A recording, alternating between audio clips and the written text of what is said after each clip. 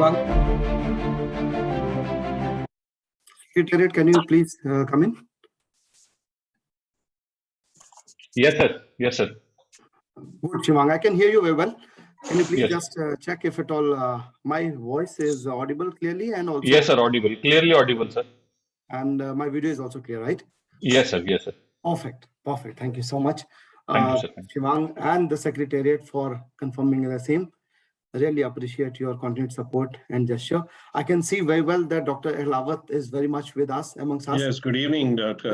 Very good evening, Dr. Good evening, Ahlawat. everybody. Such a pleasure having you with us this fine Saturday evening of Same here. February, which is marked by a lot of geopolitical and also global and local events.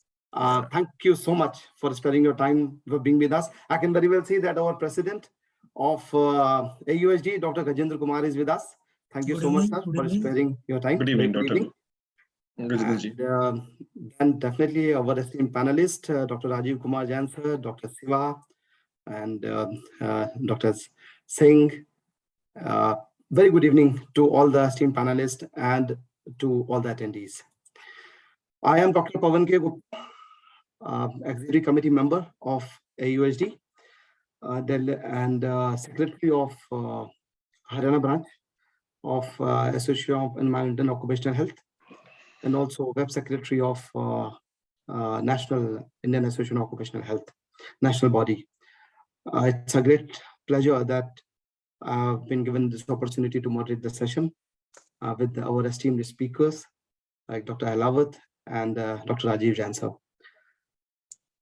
We have traveled a long distance, and just a quick snapshot on that. This is 93rd issue of our continued endeavor, Dr. Ahlawat, and we are striving Commendable. Thank you so much, sir. We are just striving to contribute the best we can. It has been 2 continuous years of every weekly contribution from AUSD, Association of Environment and Occupational Health, Delhi branch. We have tried to cover a lot of topics in these 2 years of time. 7 more issues left in touching that 100. And we are really thankful to esteemed speakers like you and Dr. Rajiv Kumar Jain sir, who has continuously contributed a lot for this success. The team behind, Secretary of IOS, Dr. Sandeep Sharma, General Manager of HSE at Indian Oil. He has been a strong pillar, well guided by Dr. Gajendra Kumar sir, our President of Delhi branch, and definitely the Vice Presidents. So with those words, not taking any more time on the brief introduction of what we have done, sir, and how we are trying to contribute to this entire knowledge feast and extravaganza, which has been running during the COVID times as well. Secretariat has been continuously helping us in putting things together and bringing people together and hosting these webinars. So thanks to Secretariat as well. We will be having just a quick update on, we'll having 2 sessions, definitely by our guest speaker first, Dr. Ahlawat, followed by Dr. Rajiv Jain sir, 30 minutes each, and followed by question and answers. We'll take all the queries in order of their appearance.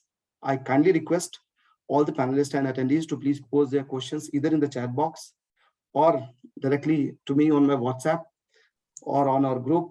Anywhere, if the question comes, I will try to take most of the questions and present it here. With those words, I kindly seek permission from the chair, Dr. Gajendra Kumar sir. Please, sir, over to you for your permission and also for taking it ahead. Good evening, friends. Good evening, sir. This is our 93rd series of webinar. In fact, 2 years back when the COVID started and our regular seminars we could not able to handle, then we started this series. And after 2 years now we are running the 93rd series. And in between, Dr. R.K. Jain, our Vice President, he started COVID update as well, for which this time he will be running his 58th episode. Yeah. And I welcome Dr. Vikas Ahlawat and Dr. R.K. Jain. They are the speaker for the day. Dr. Ahlawat He's a CTVS surgeon and is from National Heart Institute, Delhi, where he is working for last 11 years, almost 11 years. Dr. R.K. Jain is our Vice President, and he is presently working as a senior consultant in Northern Railway. With these few words, I welcome all the participants. I welcome both the speakers, and I welcome all. And I hope today's academic feast will be of great value to all of us. With these few words, I welcome once again to all, and thank you very much. Now over to Dr. Pawan Gupta for further proceeding into the webinar. Thank you so much, sir, for your kind permission. And with that, I would take a few more minutes to introduce our esteemed speaker, Dr. Ahlawat first, and who would be deliberating and sharing his thoughts on what physicians should know about heart valve replacements. And we are looking forward to all the information, sir. And a brief introduction and a snapshot on Dr. Ahlawat's profile. Senior Consultant, Cardiothoracic and Vascular Surgery, National Heart Institute, New Delhi. Dr. Ahlawat is a renowned cardiac surgeon in New Delhi and currently practices at National Heart Institute for the past 11 years, as very well mentioned by our president as well. Dr. Ahlawat has co-worked as cardiovascular surgeon and gained proficient skills and knowledge in the segments. Dr. Vikas Ahlawat pursued degree of MBBS, DNB, and MNAMS.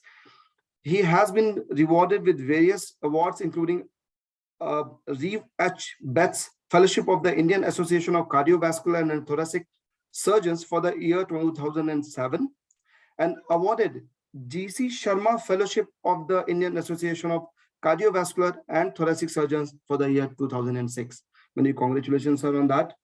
Some of the treatment offered by Dr. Ahlawat are coronary artery bypass grafting, mitral valve surgery, and ventricular assist device.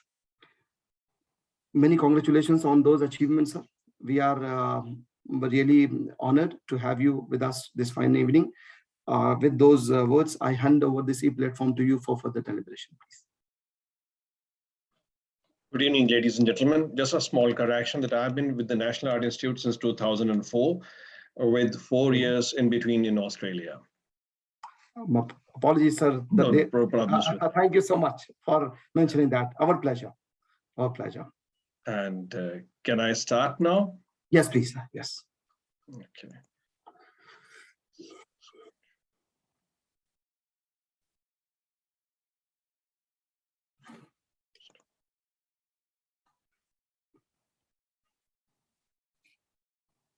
Can you all see, please? Yes, I confirm. Slides are very much visible. Please. Good evening, ladies and gentlemen. I would like to tell about what a surgeon expects a general physician to know about heart valve replacement, or as a primary responsibility of the patients and the family members should know and help in the early and speedy recovery of a heart valve replacement patient.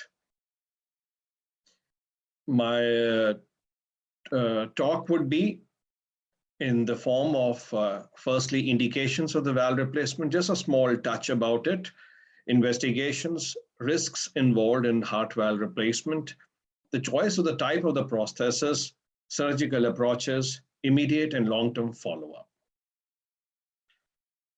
As you all know, the most common etiology of the heart valve lesions in India are rheumatic, which mainly affects the mitral valve and also aortic, tricuspid, and pulmonary in that sequence, and the degenerative also, rarely involving infective and the congenital, and very, very rarely the myxomas may be at the commissures of the mitral valve, which may warrant a mitral valve replacement. They all present in the form of either stenosis or regurgitation. I start with the mitral stenosis first. You would know that in the present classification of ACC/AHA 2021, they have divided the diseases into stage A, B, C, and D. A is progressive, A is at risk, B is progressive, C is asymptomatic, and D is symptomatic. So if the patient is severe mitral stenosis and symptomatic, he should undergo either mitral valve replacement or balloon mitral valvotomy, depending upon if the subvalvular apparatus is pliable or amenable to BMC, and if there is no clot. If they are such things, then he should undergo mitral valve replacement. In the case of mitral regurgitation, it is the natural history is very bad in the form that 60% don't survive in the form of if they have severe mitral regurgitation and they have decreased ejection fraction because of LV dilatation and increased end systolic volume. They have 90% are dead if not operated, I would call it, and sudden cardiac death in these cases would be 4% per year, and 8% severe MR reach trigger point for surgery every year. What are the important considerations in a case of mitral regurgitation? We see many patients who, even though they are having severe mitral regurgitation, may be asymptomatic. We have to find out if they are asymptomatic, then how severe is the mitral regurgitation. If mitral regurgitation is such a severe one to warrant surgery, then whether it is amenable to repair and how bad the LV is in the form of ejection fraction and dimensions. And what are the patient's preferences ultimately? So what is an asymptomatic mitral regurgitation? It would be that the patient is easily fatigable, has AF or pulmonary hypertension, he's asymptomatic, maybe because of decreased activity. Whereas in such cases, we should subject them to exercise testing, which would unmask them. If it is a moderate mitral regurgitation, it has got 3% mortality per year, but if it is severe mitral regurgitation will have 60% mortality. Best results in an asymptomatic severe mitral regurgitation are if the patient is operated early.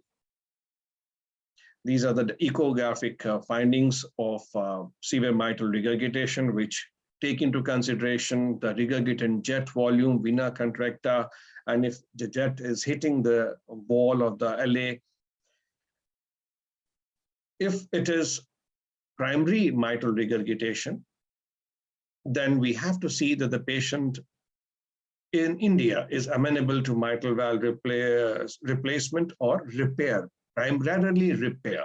But as I said earlier, most of our cases are rheumatic, in which there is severe subvalvular apparatus involvement and the valve leaflets are thickened, calcified, very, very few percentage of them are amenable to repair. But if it is a degenerative one, myxomatous, then we should evaluate them for repair. And they are really amenable to repairs too. If it is a secondary mitral regurgitation, which could be because of ischemia, then we have to see if the patient is undergoing CABG, then it should be addressed definitely if it is more than moderate. And we think that ischemia would reverse after revascularization. If the ejection fraction is more than 50, symptomatic, even after goal-directed medical therapy, he should undergo mitral valve surgery. Transcatheter edge-to-edge mitral valve repair is coming up in India. It is not yet available freely, but in foreign countries where it is available, if the patient's anatomy is favorable, should undergo this. Sooner rather than later, it will be there. Aortic stenosis.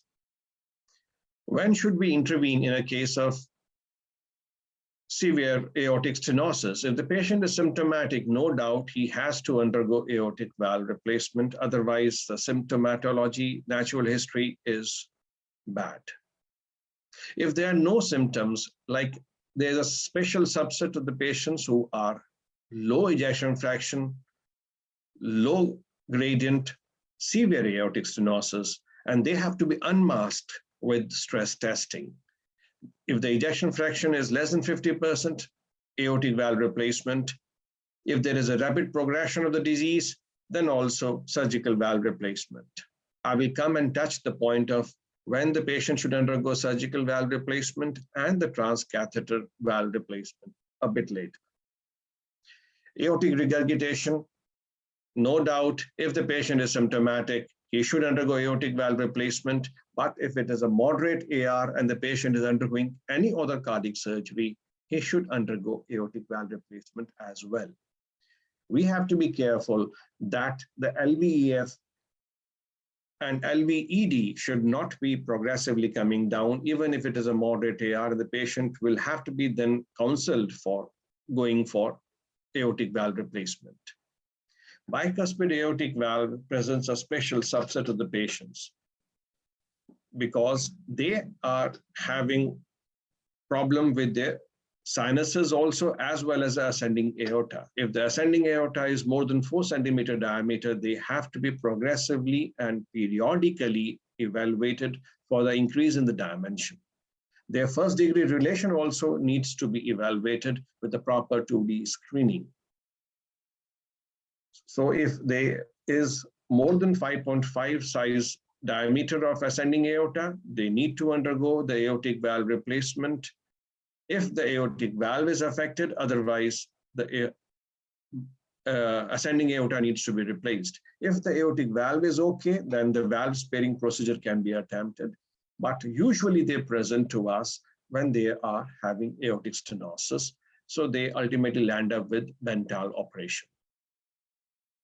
Tricuspid regurgitation primarily in India is because of the secondary etiology, means they are secondary to the left heart involvement, severe mitral stenosis patient, or annular dilatation if the patient is having associated aortic fibrillation, atrial fibrillation, and could also be because of rheumatic etiology involvement and infective endocarditis.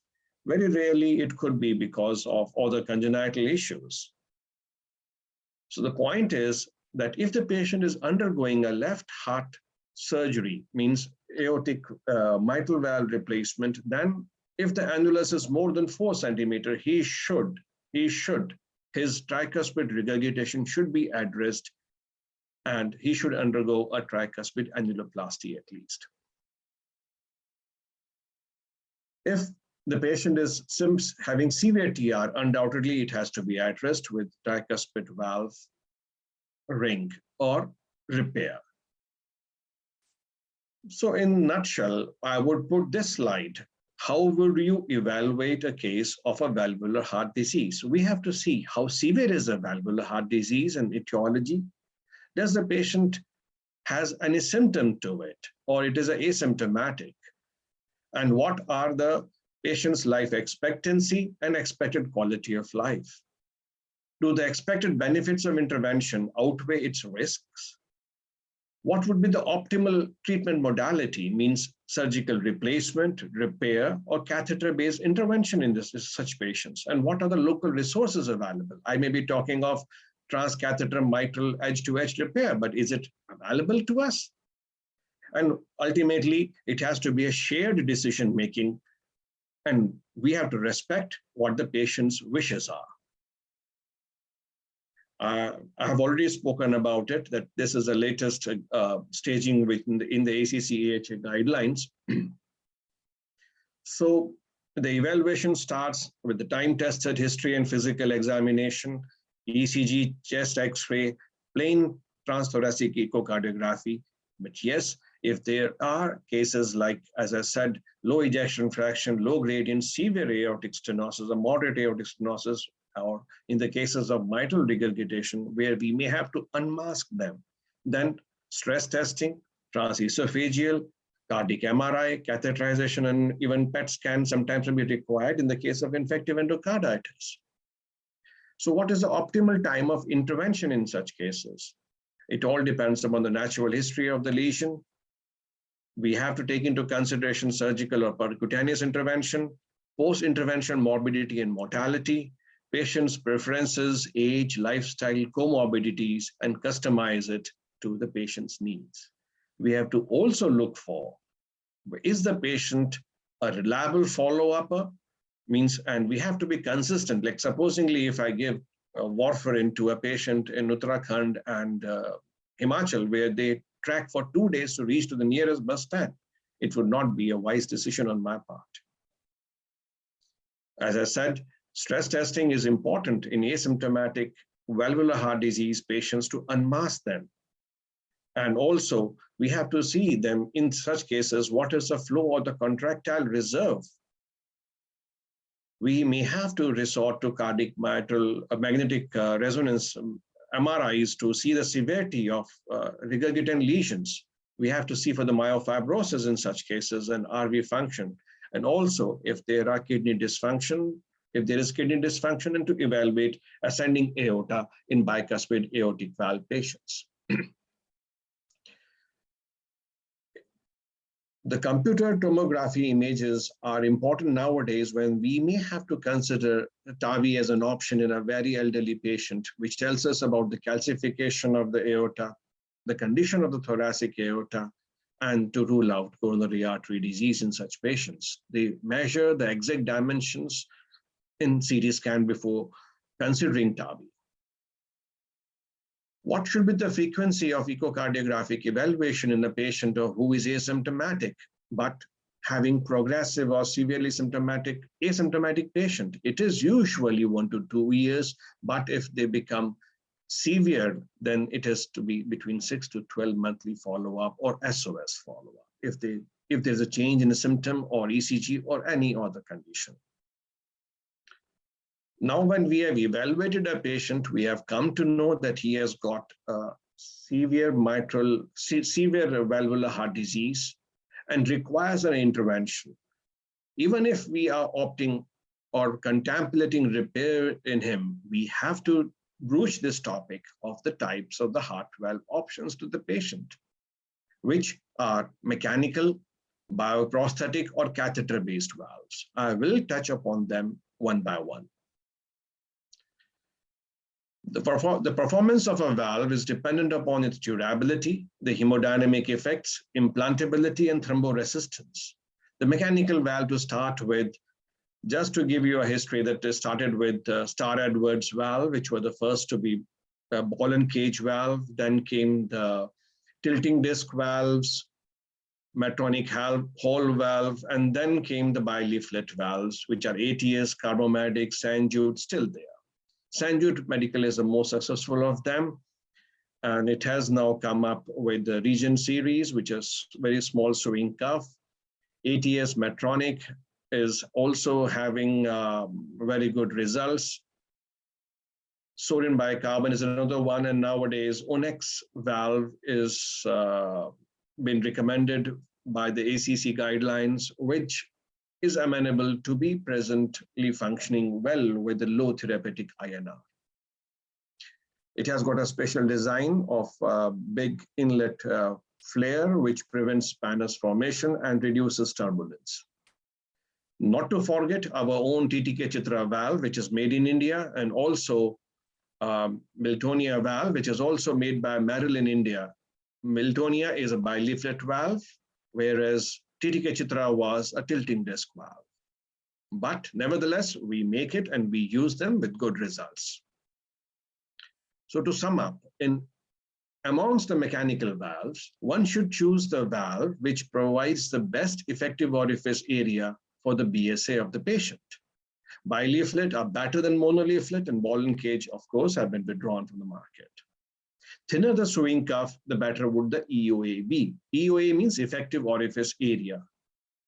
In a heavily calcified, uneven annulus, one may opt for a thicker sewing cuff, like ATS Medtronic, which I said is less noisy and can be opted for a patient who may be very finicky about the noise, tick, tick, tick, which comes up with each heartbeat. Onyx valve, which as mentioned, requires lesser therapeutic INR, and its bigger flanges allegedly prevent Panus ingrowth. Second option was a biological valve, which are also called as tissue valves. They started off with porcine aortic valve tissues, Medtronic Hancock valve, Bicor, Medtronic Mosaic. Edward also came up with the Prima Plus, and then came the bovine pericardial valve, which were in the Carbomedics, in the Edwards, on the Perimount frame, then the Magna Ease, and now they have come up with the Inspirus Resilia. I will talk about it a bit later.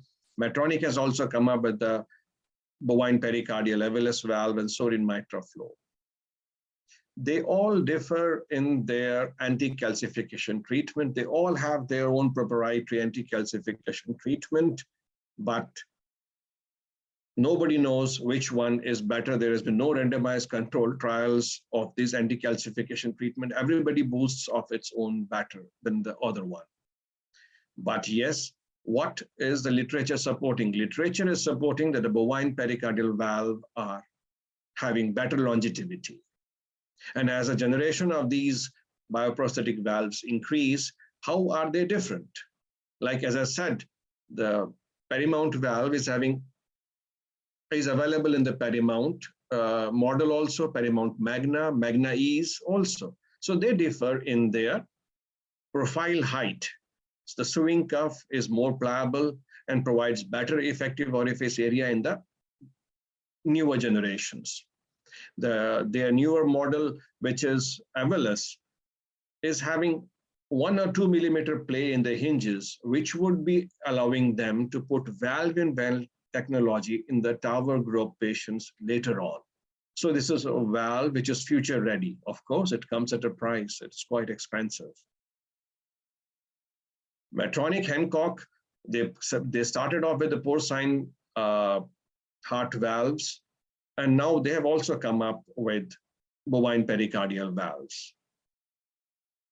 As I can sum it up, the tissue valves were stented, non-stented, and externally mounted valves or the internally mounted valves. They all have got their own advantages and disadvantages, but more or less, very little difference, but they all are good. Now, a small mention about the transcatheter valves. Two major options. As I said, there are, sorry, I didn't mention about it. They are balloon expandable devices of Edwards and Medtronic, and self-expandable devices also. Edwards is a Sapien valve, which provides better, which is good in the heavily calcification ones, and in the Medtronic core valve, which is good for self-expanding. It is a self-expanding valve and is less chances of heart block and PPM. So what are the factors which we should consider when choosing the valve? We should consider the patient's age, the gender, the medical compliance, concomitant illnesses of the patient, lifestyle, the cost, of course. The tissue valves are quite costly. Quality of the medical services locally. Age, if the patient is young lady who has to undergo child bearing, then the biological valves are better. If it is between 35 to, I would say, 50 years, mechanical valves are okay. And if it is elderly, more than 65, undoubtedly, I would prefer a biological valve. Medical compliance, if the patient is not good in continuing with the warfarin regularly and getting the testing done, there is no point in giving the mechanical valve. They will come back with thrombus. If the patient prefers lifestyle interventions, then means if a patient is a tracker, has to go for mountaineering, or is adamant upon playing physical sports, no point, we should offer them biological valves. There are certain myths about mechanical valves that they last lifelong, but sorry, 50% attrition is there in 10 years. Sadly so, that you will not require another reoperation, and which would be very risky. Sorry, they do require reoperation in a fair bit of patients, and the reoperation is actually not too risky in the present scenario. It comes with only additional 1 or 2% extra risk, but it is a common procedure with us. Risk of thromboembolism is minimal on anticoagulation, but actually you ask a patient, they find it really difficult to manage the anticoagulation. The myth that the mechanical valves are cheaper, but if you involve the anticoagulation therapy cost, the cost of doing INR every 2 to 4 weeks, the number of visits to the physician for its titration, it is humongous. So what all factors are important? It's durability. Yes, the mechanical valves are more durable, but the quality of life is better with biological valves. Reoperation, biological valve, we are certain that we will require a reoperation. If the patient prefers skiing or a better physical sports, wants to have that quality of life, there's no question they would go in for biological valve. As I say, former Australian Prime Minister Kevin Rudd opted for biological valve twice. He has been reoperated 2 times. There are certain, as we grow older, there are other comorbidities. We take many other medicines which will be having interaction with warfarin. I can put it like this: the 1-year survival after intracranial hemorrhage is only about 20%. We have to manage anticoagulation. It is very difficult. So life after bioprosthetic doesn't require anticoagulation, less frequent follow-up visits. There's no dietary or lifestyle modification. Yes, they do degenerate. They do have problems, but it is never sudden. It will give you time for follow-up to plan your reoperation, and one can undergo elective redo surgery. Most importantly, better quality of life. Yes, mechanical valves have better durability, but thrombosis and thromboembolic episodes are important. Bioprosthetic valves have got limited durability and have structural valve degeneration. There was a point which I said the age and the quality of life has to be discussed, and I put my whole emphasis upon it has to be a shared decision making. If the patient are young, mechanical valves. If the patient are in the age group of 50 to 65 years, you have to talk to them. Which valve would they choose? If they're more than 65 years, bioprosthetic valve. Yes, we can argue that this data is of America, where the average life expectancy is in the range of 85 years. But yes, in India, we are opting for, and the patients are opting for biological valves at a younger age to opt for a better quality of life. If the patient is having a mechanical valve, then he has to undergo, if he has to undergo aortic valve replacement, then the INR goal has to be between 2.5 to 3. If it is a mechanical aortic valve replacement with associated risk factors like coronary artery disease or AF, then the goal should be 3 INR. And if it is more than that, INR. And if it is a mechanical mitral valve, then the INR therapeutic goal should be between 3 to 3.5. If it is a biological valve, then we have to give vitamin K anticoagulant for first 3 to 6 months and follow up with aspirin lifelong. This is a chart. This is the paper which we request all our patients to bring to us when they come up for follow-up, or they ask the patient coordinator for manipulation or titration of the medicines, of the anticoagulation. Very important. They have to write it down whenever they got the INR test done and check it out. So as I have put in till now that we have discussed about the indications of surgery, how to evaluate them, the choice of the prosthesis, and the risks involved now. There's nothing without risk. And whenever we do heart valve replacement, it has risks involved. What are the risks? There are risks of general anesthesia, a chapter in itself. There is a risk of wound healing, bone healing, stroke. And the biggest risk which we are subjecting the patient to is a heart-lung bypass machine. Although presently very refined and very good, but the longer the patient remains on this, it induces a systemic inflammatory response, and that is responsible for a lot many things. The risk can never be zero, because on this machine, the blood pressure is in a straight line. It is not a pulsatile flow. I also don't know when I go onto the CPB machine, how would my brain, liver, kidney behave when they will not be receiving pulsatile flow. And of course, the risk of heart block in all our valve replacements is there. So there is operative mortality, perioperative MI, prosthetic valve dehiscence, prosthetic valve endocarditis, thromboembolic episode, hemorrhage, and then late mortality. I would give, this is the data. We don't have Indian data with us.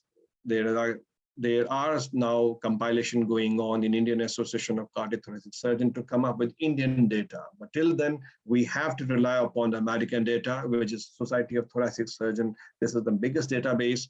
Look, the risk stands from 1 to 9% for our common procedures. AVR 2.2%, double valve replacement 9%, and if the mitral valve replacement is with CABG, 9% risk, mortality risk. As I said, I will be discussing slightly about surgical aortic valve replacement and TAVI. Yes, TAVI should be considered for patients who are very old, have got life expectancy of not more than 1 or 2 years. Whereas if it is a younger patient, better life expectancy is expected, one should go in for surgical aortic valve replacement. We have a risk of about 1 to 2% stroke risk, and we take it as very seriously, whereas TAVI, they are propagating it with the risk of 5 to 7% stroke risk as acceptable risk, quite surprising though. Nevertheless, it is a technological advancement. It will come and it should come in, but yes, every patient is not suitable for TAVI. Still, surgical aortic valve is with acceptable risk and should be accepted. If the patient is very frail, if the patient has got difficult vascular access, surgical aortic valve replacement, but if the patient has got severe calcification of the ascending aorta, porcelain aorta, one has to go in for TAVI. And one can be making ourselves future ready by putting in the valves which are like Inspirus Resilia of the Edwards company, which has slightly expandable hinges, would accommodate a better valve-in-valve procedure later on. Next is surgical approaches. We have to discuss with the patient this photograph of conventional long, the cardiologists say, oh, you will be opened from your neck to tummy. But nowadays, it is not the case. We are offering median sternotomy, minimally invasive approaches. See, the scars are acceptable, I would call it. It is no longer opening up from the neck to abdomen. It is at the most 5 inches, but this is a conventional surgery approach and minimally invasive approach. Nowadays, robotics is also being done, available in few centers with the same results. This is the heart-lung bypass machine. The blood is taken from the veins to the reservoir, oxygenated, and brought back to the aorta. Yes, this is a case which is, see, you can see heavily calcified ascending aorta and arch, which is called as a porcelain aorta, and in which TAVI has been done and the core valve implanted. Next is the follow-up. Follow-up can be immediate follow-up and a late follow-up of the patient. Why should a patient be followed up? To ensure optimum recovery, we have to access and assess the patient's functional status, risk control, secondary prevention, and to prevent recurrence of the thrombosis or to ensure compliance, and if required, early and timely intervention. Majority of patients are in a fit enough condition to be discharged on 4th or 5th post-operative day. And thereafter, I would suggest and request active participation of the family physicians in their speedy recovery. They can have chest pain, and mostly it is skeleton. What is mainly required is reassurance and anti-inflammatory and analgesics. There will be some post-operative fever, but it is usually acceptable. Low-grade fever, There can be ubiquitous presence of some amount of pleural effusion, which resolves spontaneously in majority of the cases. Very rarely it requires TAP if there are fever, dyspnea. And postoperative scar is unavoidable. It is individual's tendency to form it. Just counseling is what, and reassurance is what is required. There can be some amount of visual disturbances by the change in the lens tension and microemboli during CPB. We should observe it for 4 to 6 weeks. Don't change specs. 99% of the time it recovers. There can be some hoarseness of voice because of edema or vocal cord palsy. It usually responds very well with voice rest. If it doesn't improve in 4 to 6 weeks, then has to be indirect laryngoscopy has to be done. And it is only present in 1 or 2% of the cases. There can be some complaints of loss of appetite, gas, weakness, tingling numbness in the arm, lack of sleep. They are best left untreated. Requires counseling. What shouldn't be done? Patient should be advised not to drive for 6 months, to give enough time for the sternotomy or the wounds to heal well. They should not be lifting anything heavier than 5 kilograms for the first 4 weeks to allow time for the bone to heal well. Not to apply oil-based ointments. Their relations will be complaining, sab kuch nahi kha rahe, not required. Do not force feed. And what is also required, quite often the patients will not take bath for weeks, surprisingly. They should take daily bath. They should participate in recreational activities. They should pace their activities. They should not be allowed for bed rest. No way. We all are social animals. We all have relations. They will come and visit us, maintain social distance, and that's required. We should not stop social interaction. There's another quite frequent question. When should a sex be allowed after open heart surgery? When the patient can take care of himself, it is acceptable and safe. Work, every recovery is different, but yes, we should aim for gainful re-employment in 4 to 6 weeks. Patient should ensure that we should ensure as physicians and doctors that the patient understands and religiously follows the medication. They should always carry anticoagulation card with them, and nowadays bracelets are available. In case of an emergency, the paramedics and the doctors in emergency know that the patient was on anticoagulation. Long-term follow-up will be based upon echo, in which we should see for the valve function, LV size. LVF will take some time to improve, and LV and diastolic dimension is a very sensitive indicator, will come down in 80% of the cases. Routine annual echo is required, but if there are changes in the symptom or patient presents with TIA or some change in symptomatology may have to be required or repeated SOS. A very important question is, as I've already discussed in the chart, what should be our therapeutic INR ranges be? If the patient is on vitamin K anticoagulant, simple aortic valve replacement, INR should be maintained at about 2.5.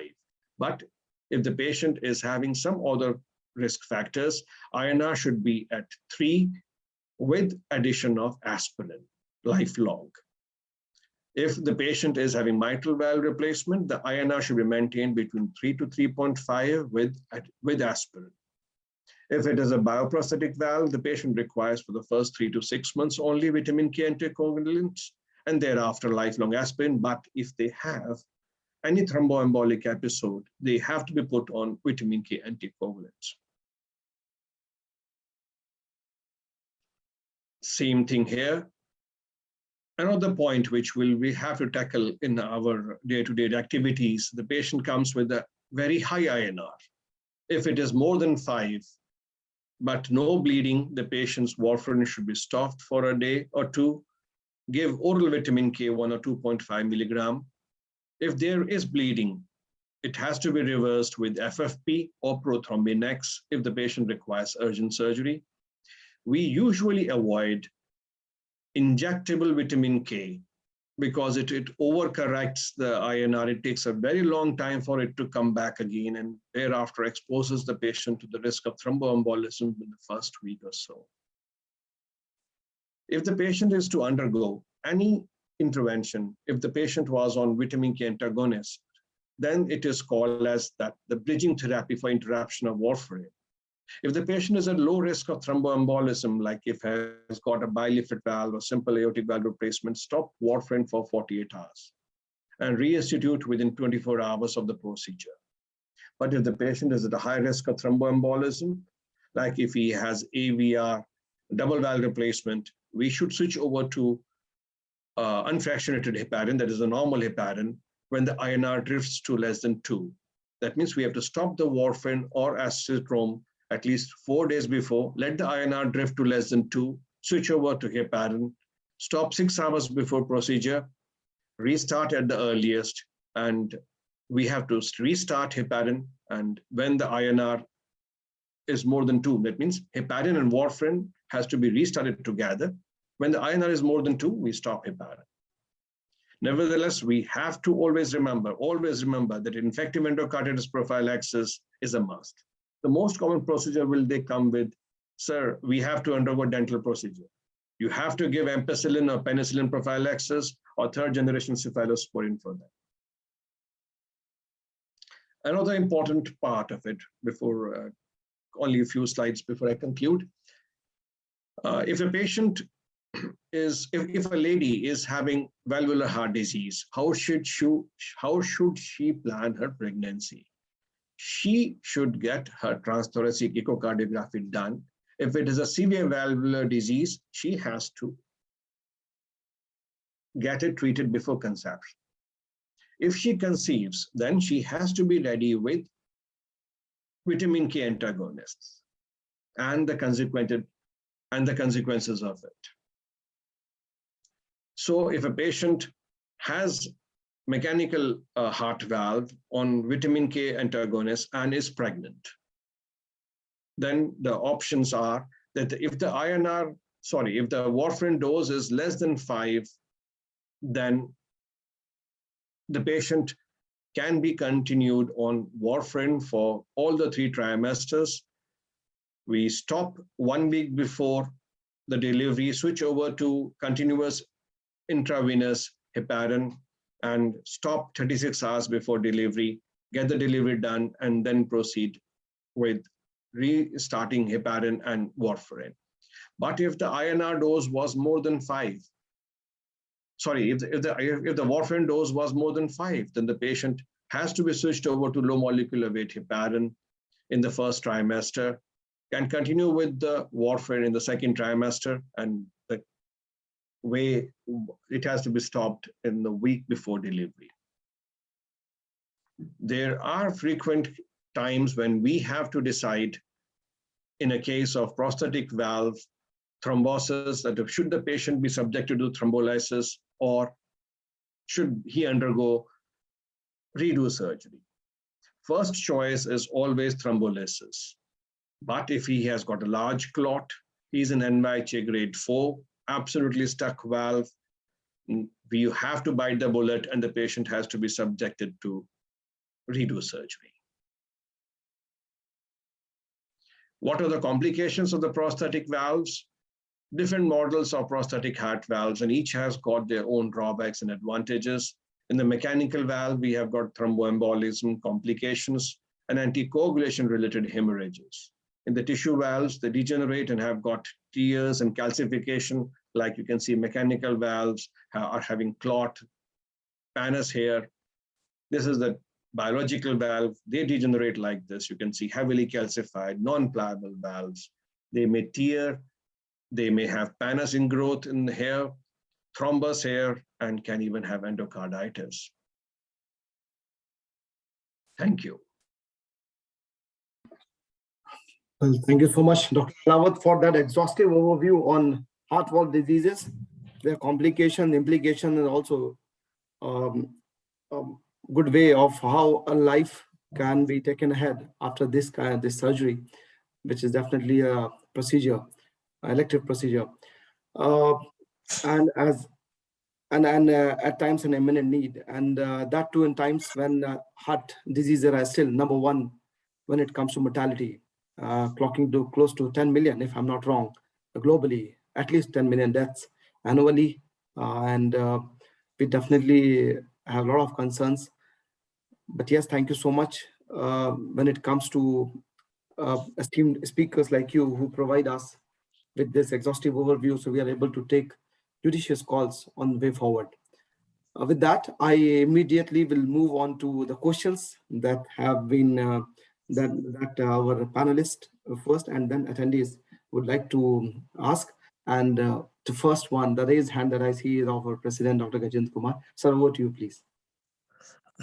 First of all, I congratulate Dr. Vikas Ahlawat for such a wonderful presentation. Yeah. You have really covered all aspects of the topic in a very, very simplified manner. And in fact, many of us who are general physicians, they also got a lot of information and knowledge about it. So thank you for that. Now I have got two questions with you. My first question is, still, are we finding rheumatic heart disease as one of the causative cause, major cause for the valvular heart disease? Because 40 years back when I was a medical student, RSD was very common and every valvular disease was because of RSD. So what is the situation now in the country? Because prophylaxis is very simple and easily available. This is number one. Yes, still rheumatic heart disease is very common, very rampant in the northern India. Yes, with the increasing age, degenerative aortic valve disease is also coming up, but rheumatic heart diseases have not decreased. I forgot to mention about the continued secondary prophylaxis in the rheumatic heart disease patient. It has to be continued. It has to be continued. I didn't mention about it. I'm sorry. It has to be continued. Okay. But I wonder, in spite of so much of development in health facilities across the country, still people are suffering from such a simple disease, which is easily preventable. Yeah. Poverty is rampant in northern India. Yeah, very sorry state of affairs, that means. Now, my second question is, many conferences I have been attending on this cardiology, because long back under Professor Dr. Padmavati and Professor Kaliullah, I worked in GV Pant Hospital in cardiology department. Many of the conferences, there is a debate that TAVI is certainly better than the surgical intervention. And many a times the speaker even do not differentiate what are the selective cases for which TAVI is better than this surgical intervention. So what is your say on that? So I mentioned a few slides in my talk about SAVR and TAVR. The issue is this, that the risks and adverse outcomes in a surgical aortic valve replacement, which were the major cause of the complications of surgical aortic valve replacement, are easily accepted and run under the carpet in the case of TAVI. We have a risk, a stroke risk. I just mentioned stroke risk of 1%, and they have got a stroke risk of 5%, readily accepted. With the paravalvular leak, if there is a small 2 millimeter or 1 millimeter paravalvular leak, cardiologists will eat our head. Why is it so? Kahan hai, kyun hai? And they are readily accepting 15% paravalvular leak also. Yes, it is a modality. Yes, earlier the device, basically the delivery device was quite thick, not amenable to each patient's. But nowadays, delivery devices are small. It is a good technology which is coming up. I would suggest that yes, and respect that it came up to help out a elderly patient. Right. We need to stick to that. Yes, it is a technology. It is well, you have to stick that valve to aortic stenosis. You can't put it in AVR, in AR patient. Secondly, the risks are there. It has got an increased risk of heart block. It is costly also. Complications are also high. So it is, I would say, to be selectively applied on a few subset of the patients, not on every patient. Yeah, quite right. Thank you. Thank you so much, sir, and for taking this up. Quickly moving on to Dr. Kamla Fartel, if she's available and she's able to hear. Madam, quick comments. Dr. Fartel is medical head of NHPC. Yes, ma'am is very much there. Yes, Dr. Saab, thank you very much for a wonderful and very detailed explanation which you gave us. I am sure we all went through it again. And we are, as Dr. Gajendra said, we are getting cases of TAVI also, and we are often, you know, at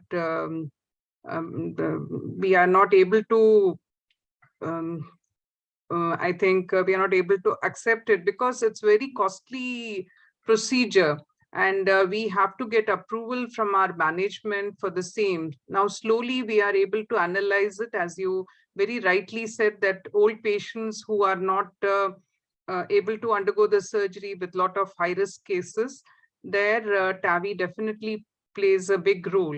But I have also seen this, there's one observation which I had during the COVID period. I saw a lot of patients, surgeries or TAVI procedures were postponed, wherein I lost one of my senior doctors who was my senior. So I just was wondering, is it that during COVID period, it needed to be kept aside or something? I don't know, but I just want, this is just a observation which I had.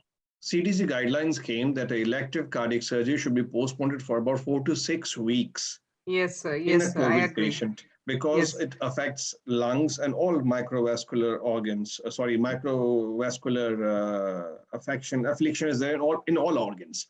So Yes, it was, please. and the risk of operating in a COVID patient or a patient who has just recovered from COVID is quite high. Okay. So it was increasing the operative mortality. That was a reason for the guidelines which came up to defer the surgery, preferably for 3 months. Then the guideline came for 6 weeks. Yes, after Omicron, we are now accepting the patients in a week or 2 also. But the Delta variant affected many patients. Yes, sir. I agree with you about this, sir. I was speaking even in the first wave. During the first wave also, we noticed that a lot of surgeries were postponed, or the patients were asked to come after 3 months or 4 months. That was one reason, sir. I think, thank you very much, Dr. Saab, for a wonderful webinar. Thank you once again. Thank you. Thank you so much, ma'am. Doctor, moving to that was Dr. Kamla Farchar, NHPC CMO. And this is, I hope, sir, you are aware, Dr. Ahlawat, that this is a body of close to 3,000 industrial physicians, and with Maharatna, Navratna, Mini Ratna, and other public sector organization physicians, as well as then comes the private sector, most of the industrial physicians. So they all are closely connected on this platform. This is a regular affair, and we have YouTube channel as well, wherein this is uploaded, and anybody can go as per their convenience of the time. They definitely see these webinars as a knowledge bank. We are trying to contribute, as I mentioned initially. Moving on to Dr. Thagraju from Chennai. Dr. Thagraju, please, your comments and your question, please. Okay. I think Dr. Thagraju will, if at all is available, he'll be unmuting and then coming on the screen. Then Dr. Siva, please. Yes, very much. Good evening, sir. Good evening. And fascinating logo in your background, sir. Yes. Thank you. So RICO 2027. Yeah, please. Dr. Vikas, Good evening, wonderful sir. presentation. You almost gave us so much of knowledge. It is very important for all our industrial physicians to have the knowledge. We have to advise the employees. So thank you very much for excellent presentation. Thank you. Thank you so much, Dr. Siva. Dr. Sashi Bhushan from Indian Railways.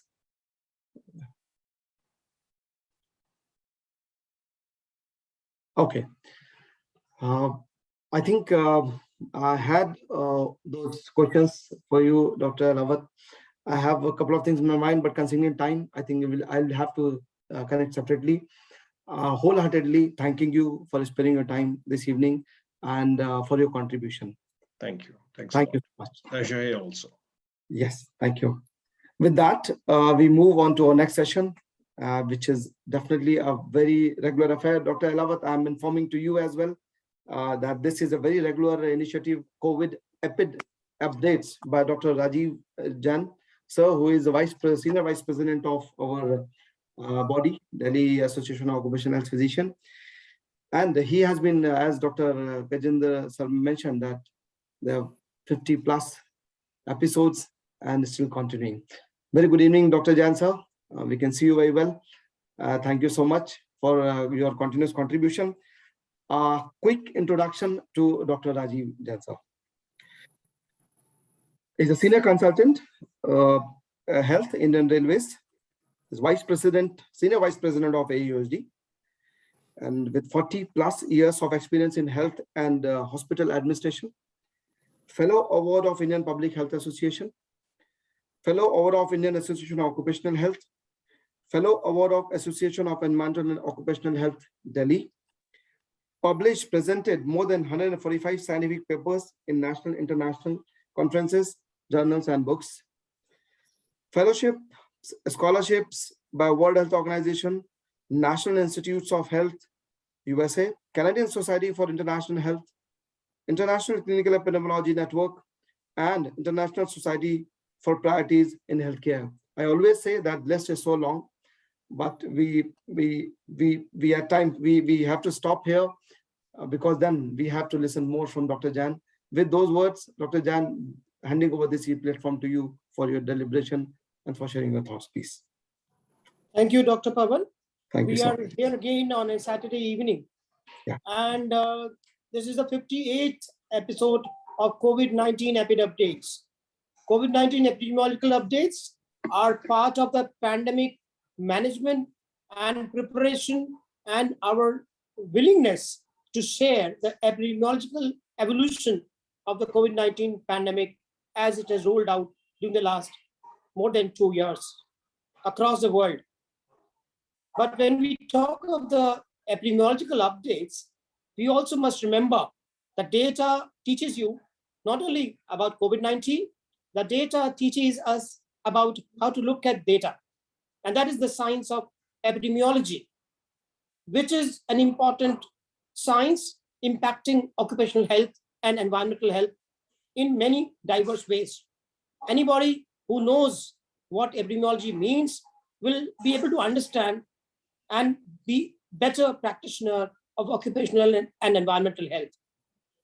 So let's see what is in store today. Let's have the next slide. Yes, definitely daily new COVID-19 cases have gone down to the pre-Omicron level in most states in India. Until a new variant hits us, we got some breathing space, but let's not keep our guards down. And you see the graph of all the states in the country, and you're seeing a downward trend across the board. But you will see the micro data as we go to the districts. Next slide, please. This is an important publication which has been published only day before yesterday in the highest cited journal in the world and the oldest journal, that is Lancet.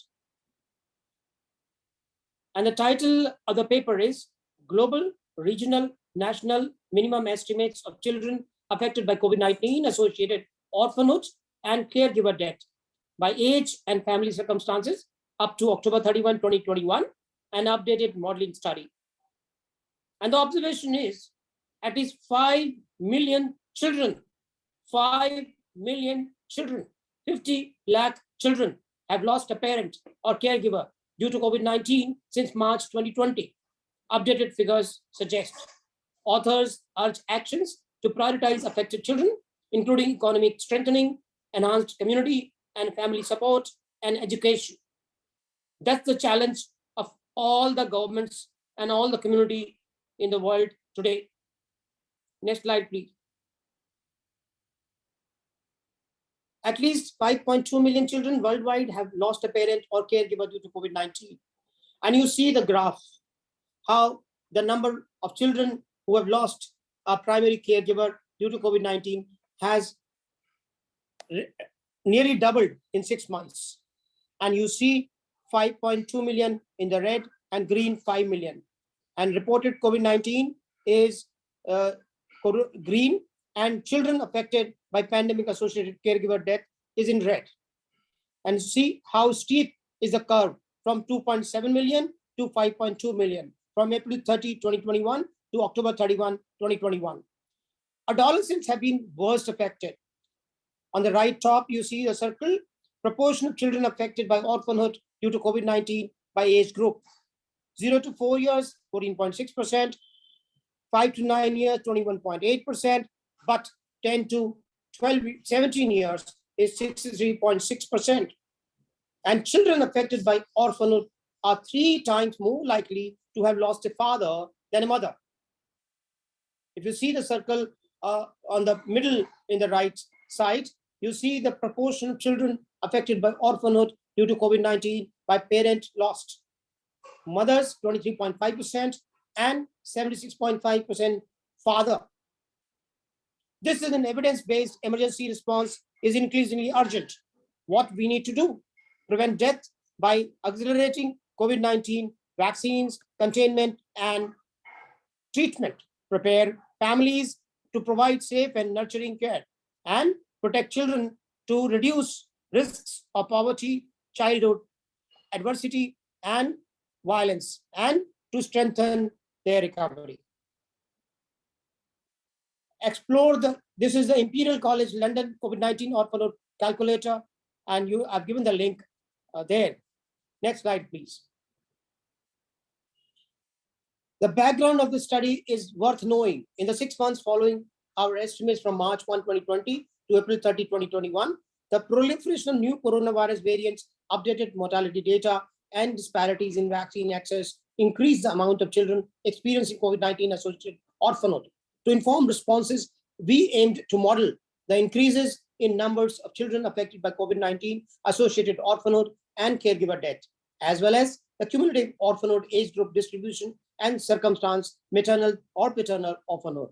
The methods used were updated excess mortality and fertility data to model increase in minimum estimates of COVID-19 associated orphanhood and caregiver deaths from the original study period of March 1, 2020 to April 30, 2021, to include the new period of May 1 to October 31, 2021 for 21 countries. Orphanhood was defined as the death of one or both parents. Primary caregiver loss included parental death or the death of one or both custodial grandparents, and secondary caregiver loss included co-residing grandparents or kin.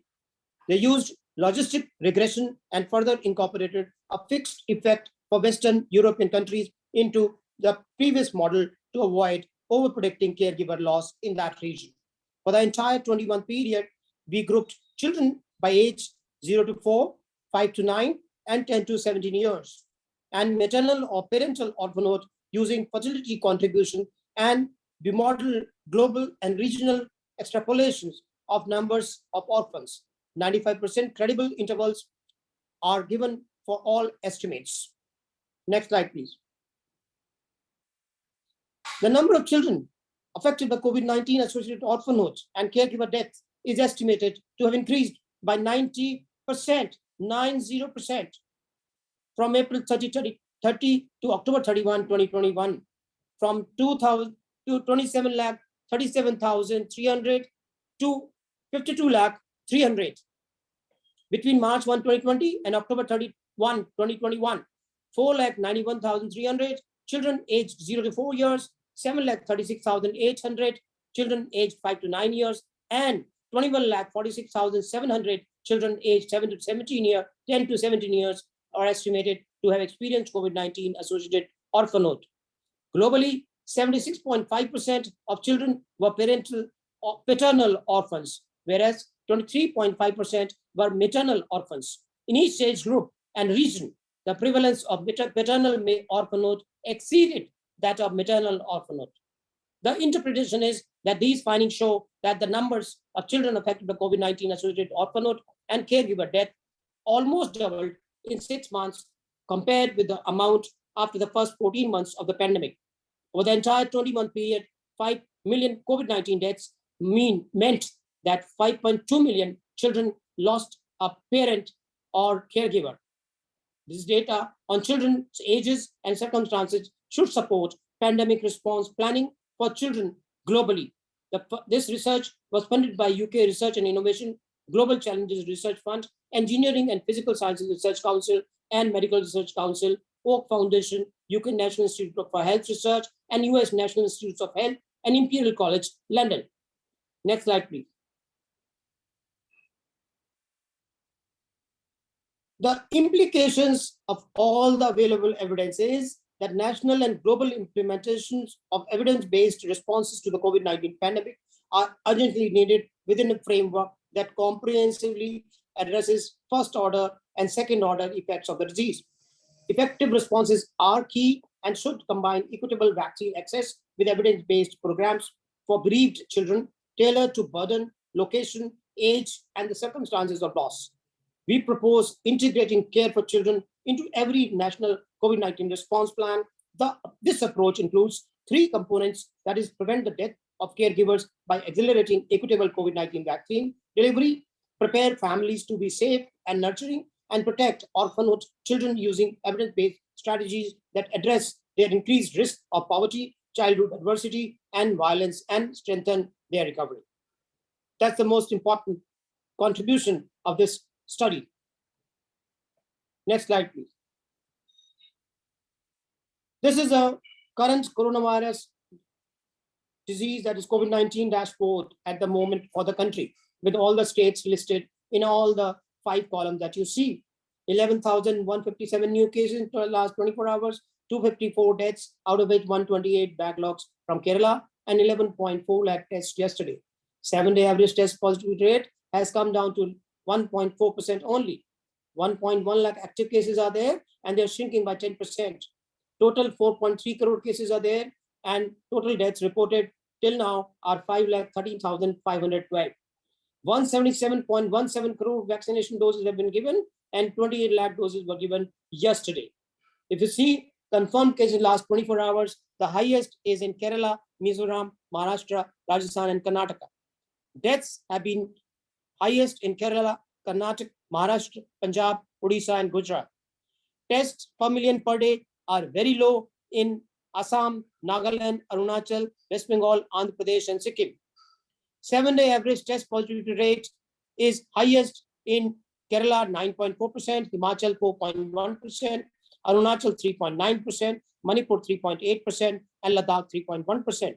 Average India is 1.4%. The growth of active cases at the moment is highest in Mizoram, which is again negative, though India average is minus 10.26%, Mizoram is minus 2.56%, Manipur 3.45%, Delhi is minus 3.9%, Uttarakhand is minus 5.16%. The slowest fall in cases are in these states. Next slide, please. This is the list of 57 districts in India which have reported more than 10% positivity during the last week. And you see the states and the districts in this, and the positivity is indicated on the right side. Arunachal Pradesh, there is a district, Dibang Valley, with 58.82% positivity during the last 7 days. And Himachal, you have Lahore and Spiti with 35.71% positivity during the last 1 week. In Kerala, Idukki has 21.24, Wayanad has 20.95, and Kottayam has 18.19.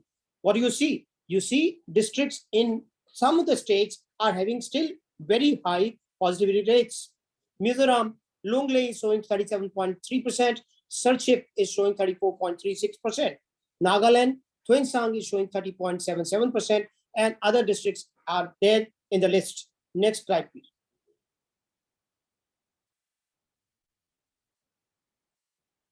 Rajasthan, Bharatpur has 27.97%, Jodhpur 21.94%.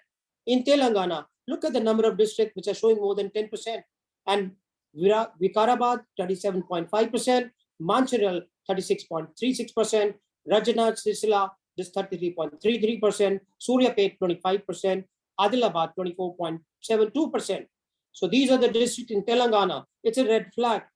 Hyderabad is 13.47%. So Hyderabad and Telangana is showing the highest test positivity rate during the last 7 days. Next slide, please. This is the Southeast Asia region for the last 1 week.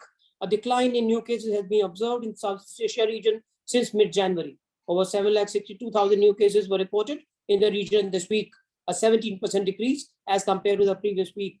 Despite the declining trend at the regional level, 4 countries reported an increase of over 20%. That is Myanmar with 113% increase, Bhutan with 98% increase, and Indonesia with 34% increase. Thailand with 24% increase. The highest number of new cases were reported from Indonesia, that is 142.5 new cases per lakh. India, 191,000 new cases with fall of 57%, and Thailand, 170.5 new cases per 1 lakh. Regionally, the number of new deaths also declined this week with just over 5,000 new deaths reported, which is a 37% decrease as compared to the previous week. The highest number of new deaths were reported from India, that is 3,238, that is 52% decrease. Indonesia with 91% increase, and Thailand with 30% increase. Overall, you can see the pandemic graph at the bottom of the Southeast Asia region where India is situated. Next slide, please. This is the global scenario for today, and this is the latest situation on the WHO coronavirus disease dashboard. And what you see in the last 7 days, world reported 11 lakh total cases reported during the last 7 days. Has been Germany at the top with 14 lakh, with Germany with 11 lakh 43,000, and Russian Federation 10 lakh 31,000. Korea showing 9 lakh 9,000. Brazil 6 lakh 78,000.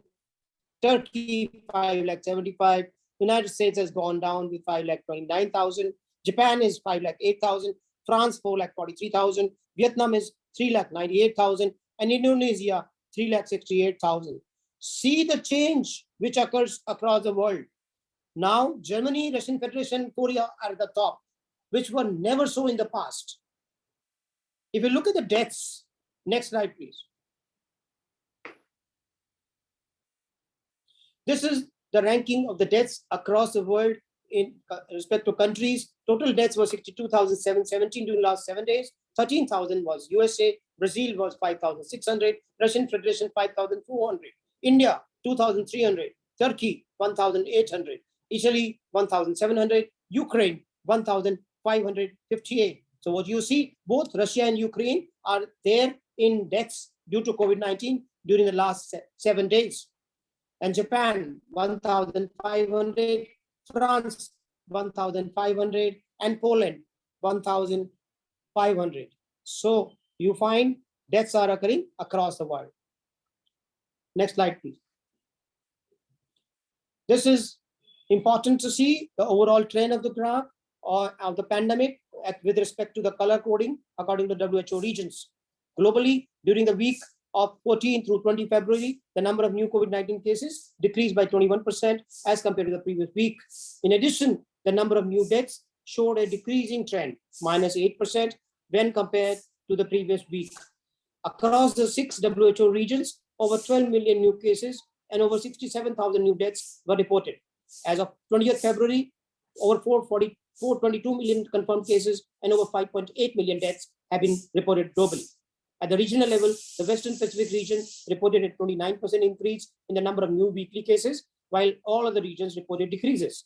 The Eastern Mediterranean region, -34%, the region of the Americas, -29%, the European region, -26%, the African region, -22%, and the Southeast Asia region, -17%.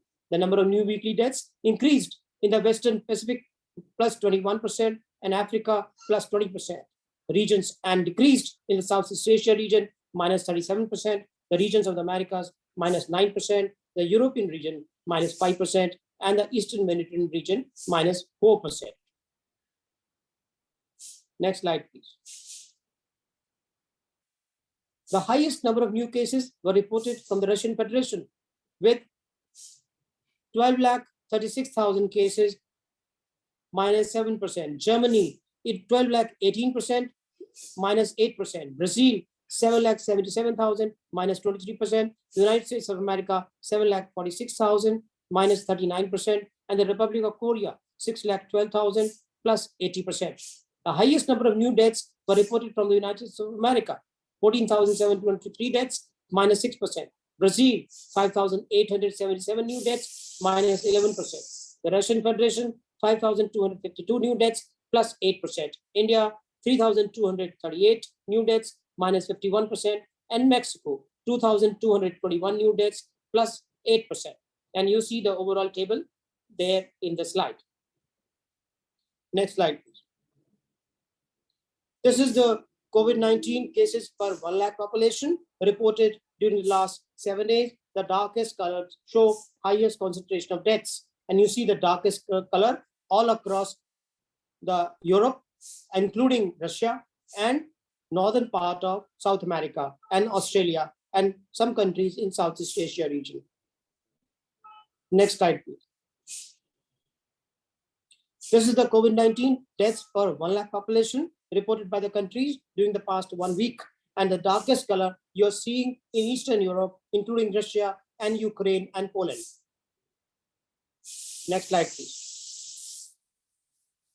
Now, I will like to share with you a video where Dr. Soumya Swaminathan tells you about the immunity and COVID-19. Let's hear the discussion between Dr. Soumya Swaminathan and WHO. We are talking about how our body develops immunity when it encounters a new virus like SARS-CoV-2, which causes COVID-19. Hello and welcome to Science in 5. I'm Vismita Gupta-Smith. We are talking to Dr. Soumya Swaminathan, WHO's Chief Scientist. Welcome, Soumya. Soumya, explain to us how the body develops immunity when it encounters a new virus like SARS-CoV-2. So our immune system is actually amazing. It's versatile, but it's also complex. And when the body is exposed to a new virus like the SARS-CoV-2 virus, which it's never seen before, the immune system does get activated and there are many things which start happening. The first and the most rapid response is the production of antibodies. And this is also accompanied by messages that are being sent to other parts of the immune system so that the T cells or the cell-mediated immune response is also activated. And ultimately what happens is that if the body's immune response is strong, it's able to overcome the virus and eliminate the infection, but also it develops a memory response so that the next time the body sees the same virus, it's able to respond much more quickly because the memory cells, both memory B cells and T cells in the body, are able to recognize and respond. So we all talk about antibodies all the time. It's one part of the immune system, but it's a much larger and much more complex system which keeps us healthy and gives us the ability to respond to a lot of infections. So Soumya, you explained that SARS-CoV-2 was a new virus. We did not have immunity to it as human beings. But now, at this stage of the pandemic, we also have vaccines. Explain to us how vaccines help to develop immunity. So the way vaccines work, and they're an amazing, amazing innovation of the 20th century, is by mimicking the organism, the virus or the bacteria. And so the spike protein of the SARS-CoV-2 virus is taken and made into a vaccine. Of course, we know there are different types of vaccines, mRNA, the virus vectored vaccines, inactivated, but they all do the same thing, and that's present in a safe way the antigen of the SARS-CoV-2 to the body. And so the immune response that's generated is very similar to the immune response to a natural infection. But of course, the vaccines are a safer way of stimulating the immune system. So Soumya, if I've been infected, do I still need the vaccine? So natural infection does stimulate the immune response and gives you some immunity, but it varies from person to person. So if you've had a very mild infection, the immune response may be actually quite low than those who've had a severe infection. And we don't know exactly how long it will last. In some people, it lasts a few months. In some people, it goes to a year. So the advantage of getting vaccinated, even if you've had prior infection, is that you're really boosting that immune system and ensuring that your immune system will have a good memory to this virus so that it has a very good response if you get exposed in the future, particularly to new variants with new mutations. So hybrid immunity, which is both natural and vaccinated, is the best kind of immunity to have. Soumya, explain to us why it's important to still keep observing the protective measures like masks, physical distancing, opening doors and windows to circulate air, not going into crowds, washing hands. Why is that still important if we have a vaccine, if many people have already been infected and may have some level of immunity? So we're still learning a lot about the immunity to this virus. And what we know now is that people who've had the infection in the past, and certainly those who've been vaccinated, or both, have good immune responses which protect you from getting sick, even if you get infected. The current vaccines that we have today are very effective at preventing people from getting severely ill and ending up in the hospital, but are not 100% effective against infection. So even if you're vaccinated, you can still get the infection, which means you're infectious, you can pass it on to others, even though hopefully you're not going to be severely ill yourself. Also, we've seen with the variants that are emerging, and especially with the latest Omicron variant of concern, that it was able to overcome the immunity, and therefore it was able to infect a lot of people who'd actually had previous infection or who'd been vaccinated. Luckily, because of their immunity, they didn't get ill, but they still were infected, and that's why it's important to continue to mask and to continue to observe the other public health measures, particularly if there's a lot of virus still circulating in your community. Thank you, Soumya. That was Science in 5 today. So we have learned what the chief scientist of the WHO has to say on immunity from COVID-19. Let's go to the next issue. Since the first reporting of the Omicron variant in November 2021, about almost 1.5 million sequences have been deposited in GS8. By the first week of January 2022, Omicron accounted for 90% of submitted sequences by week 5. Omicron had largely replaced all other variants and now account for over 99% of submitted sequences. Amongst the major Omicron lineages, BA.1 predominates overall, followed by BA.11 and BA.2, with BA.3 being the least frequently detected. Weekly trends, which you are seeing at the top, show a relative proportion of BA.2 has increased over time, becoming the second most frequently detected lineage after BA.1.1 by week 6, and the dominant lineage in 18 countries. This trend is most pronounced in the Southeast Asia region, followed by the Eastern Mediterranean, African, Western Pacific, and European regions. In contrast, very little BA.2 has been detected in the Americas, and no growth has been observed in a BA.3 lineage. Increased sequence variation has been observed within the BA.1 and BA.2 lineages over time. In line with increasing transmission, the weekly number of Omicron sequences has been steadily decreasing since the beginning of 2022. That's what you're seeing in the graph in the lower part of the slide. This trend should be interpreted with some caution, as data for the most recent weeks may be incomplete due to the delay between specimen collection and submission of sequences to GS8. Median delay from week 1 of 2022 was 13 days. In addition, some countries may have changed their testing and sequencing policies during the presented period. Next slide, please. This slide shows you the impact of disease this is a summary of current evidence on the Omicron variant and in terms of epidemiology. The impact on the disease incidence, you find Omicron continues to spread globally and has been identified in most countries in all 6 WHO regions. Globally, during the week of 14 to 20th February 2022, the number of new cases has decreased by 21% as compared to the previous week. the number of new deaths also showed a decreasing trend of 8%. At the regional level, the Western Pacific region reported a 29% increase in the number of new weekly cases, while all other regions reported decreases. It is important to note that these trends may be due in part to an overall decrease in testing, as some countries may have changed their testing and sequencing policies during the presented period. With respect to impact on transmission, an analysis based on the methods used by Campbell et al. And that focused on countries with sufficient sequence data uploaded to GSAID as of 18 February, found a growth rate advantage of Omicron over Delta in all the countries.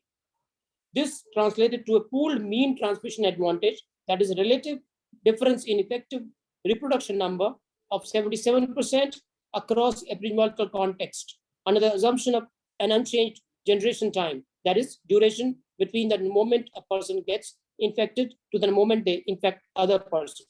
The generation time of Omicron has been found to be shorter as compared to the Delta, which suggests that transmission advantage may be lower than estimated above.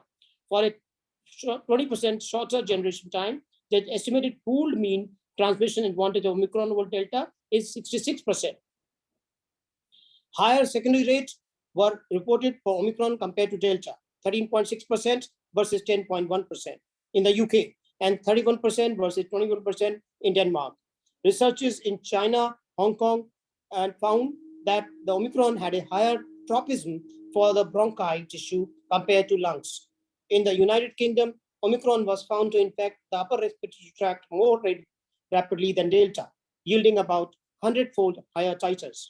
2 studies conducted in South Africa reported evasion from vaccine-induced and infection-induced immunity by Omicron.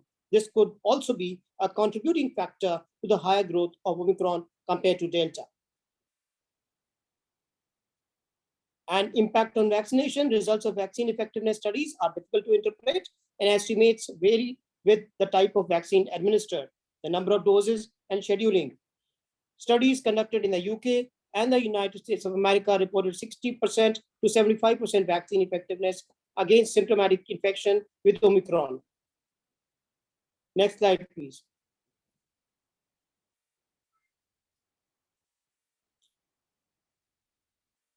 Diagnostic tests, yes. Impact on PCR assays, apart from the BA.2 lineage, all Omicron descendants variants have 69 to 70 deletion responsible for S gene target failure, and evaluation of PCR tests for SARS-CoV-2 that include multiple gene targets revealed limited impact of the Omicron variant on the diagnostic test accuracy of these assays. Impact on rapid diagnostic tests, preliminary data showed contradictory results, with some indicating the rapid antigen tests have similar sensitivity to Omicron as to the wild type virus or other variants of concern, while other studies found a difference. This variability in test performance was also found in more recent studies. Impact on antivirals, preliminary data from several research projects showed no difference in the effectiveness of antiviral agents against Omicron. Impacts on biologicals, studies on the effectiveness of monoclonal antibodies for treating patients with Omicron reported conserved neutralizing activity for 3 broadly neutralizing monoclonal antibodies, that is sotrovimab and S2X259 and S2H97, and a reduction in the effectiveness of other monoclonal antibodies, that is Planus 2021 and Van Blargen 2021 and Cameroni 2021 and Wilhelm 2021 and Roche 2021. Other treatment options, it is anticipated that other therapeutics for the clinical management of severe and critical COVID-19 patients, that is interleukin-6 receptor blockers and corticosteroids, will maintain their effectiveness. Next slide, please. This is the map of the world where you see Delta and Omicron prevalence of variants of concern, Delta and Omicron, in the last 1 month. And you find how Omicron has now grown all across the world and replaced Delta. Next slide, please. This is the slide, vaccine effectiveness of primary series of booster vaccination against the Delta variant of concern. And you see all the vaccines listed on the left, and primary series vaccine effectiveness for less than 3 months, then 3 to 6 months, and more than 6 months. And you see booster dose vaccine effectiveness less than 3 months, and 3 to 6 months. And in terms of severe disease, symptomatic disease, and any infection. And you find the infection, how it varies from different periods of time. Next slide, please. This slide shows you vaccine effectiveness of primary series and booster vaccination against the Omicron variant of concern. And you're seeing the same effect, which I discussed just now. Next slide, please. So, in the end, I would say now we have reached a stage. We feel now from today's episode onwards, we will give a break to the COVID-19 Epid updates. That means from next Saturday onwards, we shall not have the episode of COVID-19 Epid updates. So this 58th episode will be the current break episode for the current season. And we shall take a call on resuming the COVID-19 Epid updates as the situation evolves. But please remember, pandemic has not gone. WHO has not declared the pandemic as off.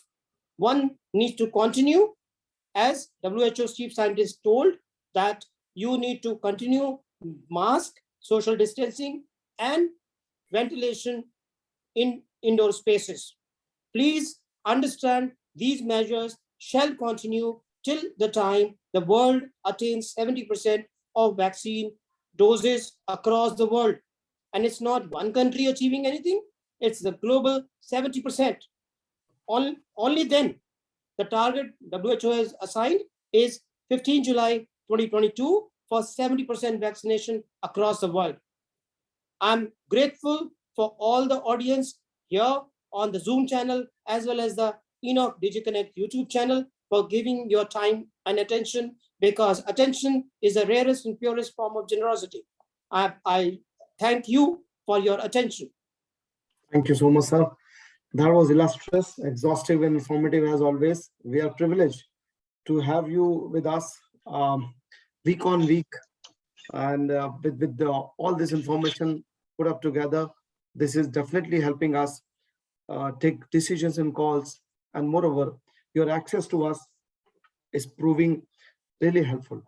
So really appreciate your kind gesture of sparing your time. All the Saturday evening is also running these episodes since so long. 58 episodes. It's a long journey, and we are going to cherish this. All the information is with us. Whenever we wish, we definitely go back to the episodes of our YouTube channel, and we're able to access it. Thank you, Dr. Jain. Once again, I immediately move on to our panelist. And first and foremost, we can see Dr.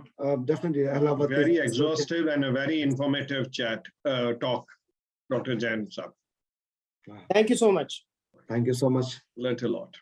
Yeah. Thank you so much, Dr. Ahlawat, for being with us, and also for sharing those thoughts. It matters a lot for us. Really appreciate. I can see that Dr. Gajendra Kumar is definitely, sir. Would you like to share further thoughts on the session of Dr. Jain, please? Okay. I could see Dr. Shyam Pingle. I can see that he is very much available and he has joined in. Thank you so much, Dr. Pingle, for being with us this fine evening. Pleasure meeting you once again on this platform. Over to you for your thoughts, comments, and suggestions, please. Thank you so much, Dr. Pawan Kumar. Thank you, sir. They say all good things come to an end and all bad things also come to an end. So today, two things, or rather, I'll say both the things are getting indicated simultaneously. Good things is the excellent presentations. The series which Dr. Jain continued tirelessly for last 58 episodes is coming to an end and is taking a break. And I'm sure this break, as far as COVID is concerned, will be permanent, because the bad thing, that is COVID pandemic, would also come to an end. It's very much under control. I understand within 2 days, Delhi will be fully open. There will be no COVID related restrictions in Delhi. And I'm sure the same thing will go to other cities and other states of the country very soon. And we expect the international flights also to open sometime in around March 15th. So let's hope the normalcy returns and we are able to meet and exchange our views in person. But this virtual platform which has been started is excellent, and I'm sure we will continue our interactions on this also because it has certain advantages. So thank you, Dr. Jain. Thank you for the nice words that you spoken, and more than anything else, you've been so regular, especially for the COVID-19 epidemiological updates. Yeah. I admire your interest in deeply in the subject of epidemiology, not only of COVID-19, but as a subject which impacts the practice of occupational and environmental health and environmental medicine. Thank you so much. You. Thank you. Thank you so much, Dr. Pingle, for those wonderful thoughts. Indeed, these means a lot to us. And yes, Dr. Jain definitely has taken a call for breaking it for a while, but we'll keep learning as needed, and we will see how best we can keep contributing. Thank you so much once again for sharing your perspective and thoughts. Dr. Jain sir wishes to mention something. Please, sir, over to you. First of all, I congratulate Dr. Ajit Jain for covering this subject continuously every week and in such a detail and making so many things very clear to all of us. So congratulations, Dr. Jain, number one. I got two questions to ask. My first question is, in one of your slides, you have mentioned that the number of cases has suddenly gone up in Germany, Russian Federation and South Korea, which was not there. They were at the bottom in the list otherwise. So what can be the cause? Because as far as my information goes, the vaccination in these three countries is as good or as bad as any other country. So is it that previously, since there was no community infection, now they are facing this challenge? And what is the reason that in spite of the reduction in the number of cases, in the death table, India is still on the higher side? That is at number 4th. So this is my first question. So would you like to answer? Then I'll put my second.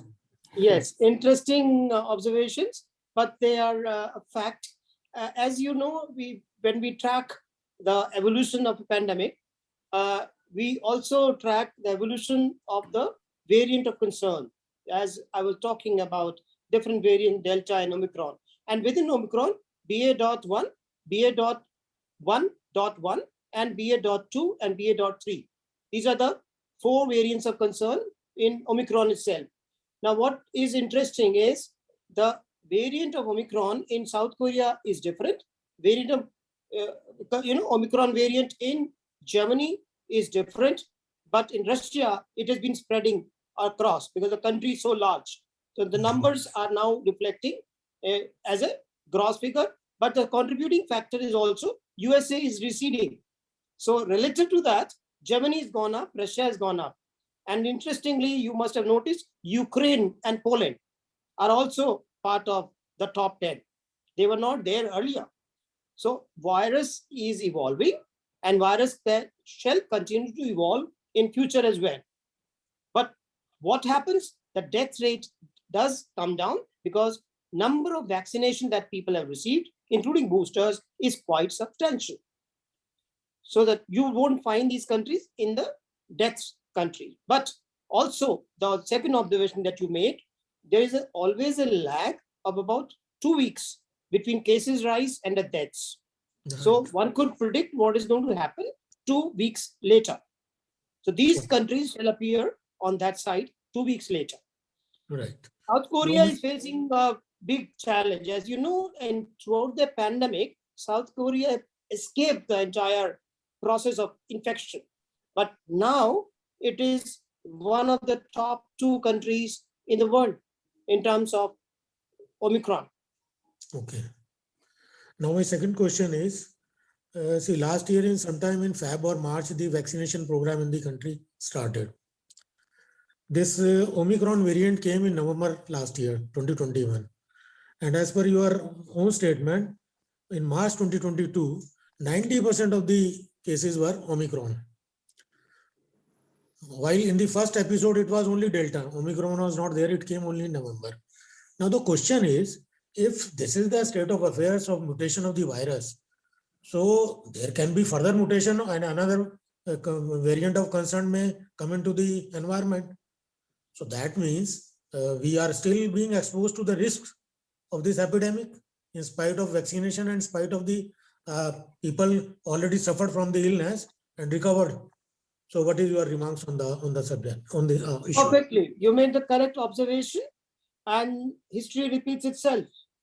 Are we not facing influenza infection across the world? We are. And if you recollect, 1990 pandemic was influenza pandemic.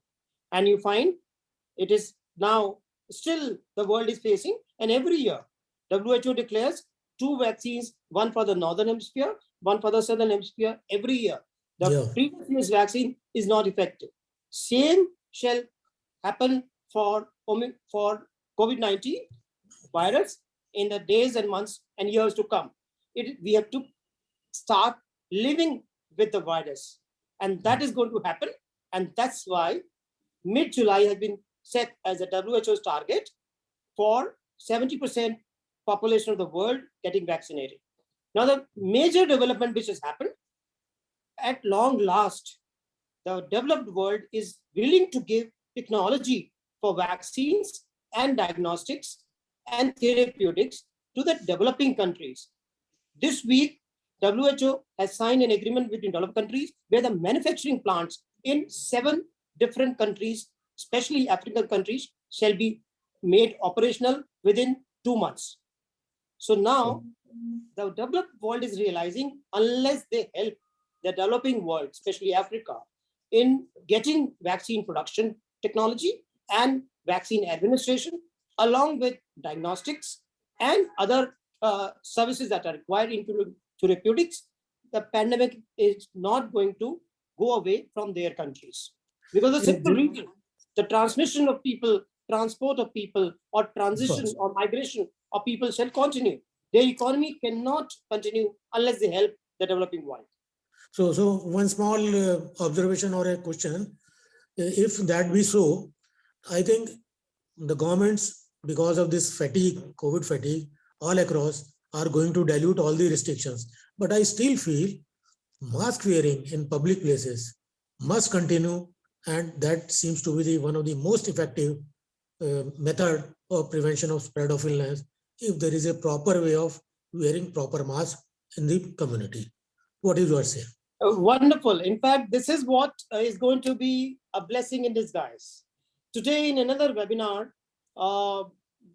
with India International Center on Climate, one of the most reputed pulmonologists, he mentioned that maybe COVID-19 may go, but N95 mask shall be very useful for protecting you against air pollution. Please remember, out of the 25 worst countries in air pollution in the world, 20 countries are in India. So if you want to protect yourself, you are in India, and especially New Delhi, you will have to prefer N95 mask, not because you're protecting against COVID-19, but you want to protect against air pollution. Air pollution, please remember, it harms your blood, it harms your heart, it harms your brain, it harms your kidney, and it harms your blood vessels. And that too in a slow and steady cumulative manner. Quite right. And keeping this in mind, this year's World Health Day on 7th April theme is exactly this: climate and health, the planet. And on 7th April, the entire world will be talking about this very theme, which is the real theme with COVID-19. As you recollect, One Health and COVID-19 pandemic, how did it come? The mismanagement that we have taken of the environment, the interaction between man and animal, between man and planet, and man and his environment. So these interactions will come to the fore and leading up to the 7th April World Health Day 2022. Thank you. Thank you very much. Thank you very much, sir, for again taking up these queries and also for this wonderful and very informative discussion that we had just now, because COVID is going to stay probably for much longer time than we think. Quickly moving on to Dr. Thyag Raju, if he's available and he would like to share his thoughts, comments, and perspective. Dr. Tyagaraju, please. We'll give a couple of seconds to, he must be busy in his clinic probably. If Dr. Sashi Bhushan is available and would like to share his thoughts and perspective. Meanwhile, I would like to read a comment received from Dr. Lele, Dr. Damodar Lele. He has been always a contributor, an inquisitive participant always. I really appreciate that, Dr. Lele. Story of elephant and 7 blind men continues for COVID pandemic. That's the comment from Dr. Lele. Wonderful. And, yes, yes. It's actually so. Yeah. More we know less. Yeah. And we know that we need to know more. Absolutely. Dr. Lele, you can, in case you want to ask something or you want to speak, you can unmute and speak. Meanwhile, I think Dr. All I would say is, yes, please. Dr. Jain has been wonderful. Like what Dr. Pingle said, tireless, consistent, and dedicated person. It was just wonderful. Thank you. Thank you so much, Dr. Lele, for your continued. I'm grateful for your comments, Dr. Lele. And you have been a regular listener, you're a regular attendee, and you are so diligent in actually going through the entire deliberations. I'm grateful for the time that you have given throughout the 58 episodes. Yes. Thank you so much, Dr. Jain, for your those comments, Dr. Lele, because I have always also been a very appreciative of Dr. Lele's presence. Like we can see Dr. Tyagaraju. Thank you so much, Dr. Lele. We can see Dr. Tyagaraju is very much available. Dr. Tyagaraju, can you hear us? Very good evening. Good evening. Good evening. How are you, sir? I'm good. Good evening. How are you? Yeah, fine. Thank you. Wonderful lecture by Dr. Rajiv Jain. What Dr. Pinge said is it is consistent and tireless, and the way in which he started first at the end till the end, then there will not be deviation. It will be same tone, same thing. Very nice. Very this one. And most of the things we will not be knowing, and every week is updating so much so that we are really learning, and it is a learning curve also. Always it is a learning. Every day, every week, some or the other new things will be there, and some or the other new capsule will be there. Today, I think Mrs. Swaminathan, a wonderful lecture she has given. Thank you very much, Pawan. You have most wonderful moderator, and we are going to thank you very much. Thank you very much, Dr. Tyagaraju. Really appreciate your gesture and comment. I'm grateful, Dr. Tyagaraju, for the time that you've given. You've been so attentive and taking out Saturday evening time. I know how difficult it is, but you've been very consistent, and I love your WhatsApp comments and summaries, and they're so comprehensive, so much to gain from your diligence and your way of attending the webinar completely and comprehensively. I'm really grateful the way you have given your time throughout the 58 episodes. Thank you so much. Thank you, sir. Thank you, sir. Thank you. Wonderful, sir. Yes, Namaste, indeed, sir. Thank you. Yeah, indeed, Namaste, Dr. namaste, Tyagaraju, as Dr. Jain has mentioned, I would also like to add here is your diligence and your contribution over the WhatsApp and the comprehensive way in which you summarize these things are really a good learning experience for all of us, and we definitely take it as a learning for us as well, that yes, we should be so diligent and involved in the subject the way you are. Thank you so much for those continued efforts that you are putting in these learning sessions. Really appreciate it. Thank you. With that, we come to an end. I wish, Pawan, yes, what Dr. please. Pingle had said, we need not start the COVID-19 Epid updates again. I wish that to be a reality. Yes, keeping fingers crossed. Yes, we hope we are not starting, but then yes, we are going to probably miss you, Dr. Jain. Maybe we can come up with some innovative. Last Friday of the month, COVID, yes. That OcuHealth scheme will continue. Yes. That is definitely a one regular feature. And we will have some more innovation. Yeah. Yes. I think we'll have some more innovation. and wherein we will be able to get your more thoughts. With that, I think I will like to sum up today's session. We have spent close to 2 hours. Thank you so much to all the attendees and panelists who have contributed. Thank you to our president, who has been a continued pillar stone behind all the success that we are enjoying today, this continued efforts of 2 years.